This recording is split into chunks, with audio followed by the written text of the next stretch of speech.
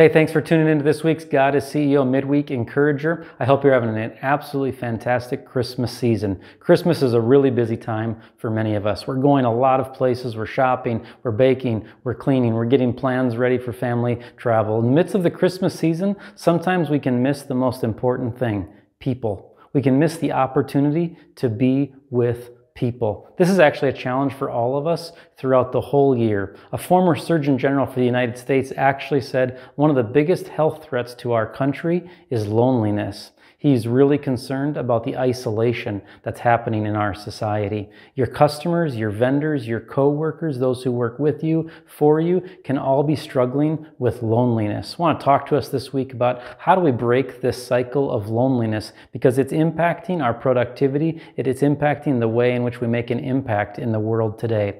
When the Bible talks about creation, it describes God as creating everything, and after God creates something, it describes God as saying, "and it was good." The very first thing that in the Bible that God says is not good is when humanity is alone. Basically, God says this is not good, because we are not created to be alone. We are created to do life together. And so how can you and I break this cycle of isolation, this loneliness that might be in your customer, might be in your vendor, might be in your team members, wherever it might be?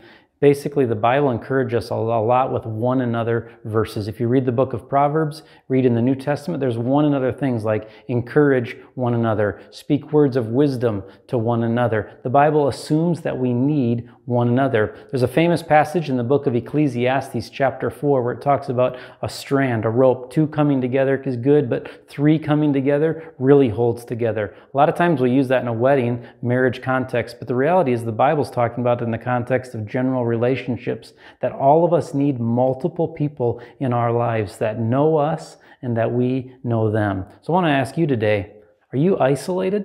You might say to yourself, well, there's people all around me.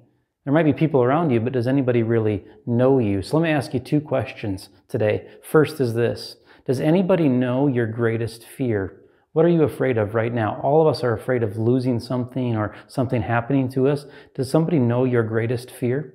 Secondly, does somebody know what brings you pure joy, that which energizes you? People need to know us, that which hurts us, that which brings celebration to us. So what can you and I do today to step into those relationships where that's going to happen? I want to encourage you to do two things that are critical to breaking this isolation and loneliness. The first is this, might sound weird: schedule time with people. We've put on our calendar what is important to us. So what are you putting on your calendar to simply be with people? I know what you're thinking, but I got to schedule this meeting and that meeting. I got to schedule time to do year-end book review, all that stuff. But are you scheduling time to be with people for your benefit and also for them? First thing you need to do is schedule time. Second thing you need to do is this: you need to take the initiative to go beyond talking about the weather and Minnesota sports.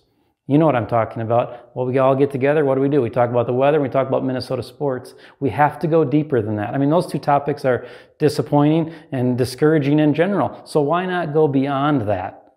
Would you take the initiative and ask a deeper question? Ask somebody, hey, what's causing you stress this week? Take the initiative to build those deeper relationships with your customers, your vendors, your co-workers, friends, family, and neighbors. We need to break the cycle of isolation, because if we want to thrive in the way in which God intended us to live, we have to go it together. We cannot go it alone. And so during this Christmas season, I want to encourage you, don't forget people, to truly be with people, because the devil wants to break us apart, wants to isolate us from others. So I hope you have an absolutely great week. Also, final reminder, this is your last chance to sign up for our upcoming God is CEO breakfast on Wednesday, December 11th. The topic's actually mentoring. It fits right in with this idea of loneliness and isolation. How do we pour into someone? How does someone pour into us? So please consider joining us for breakfast on December 11th.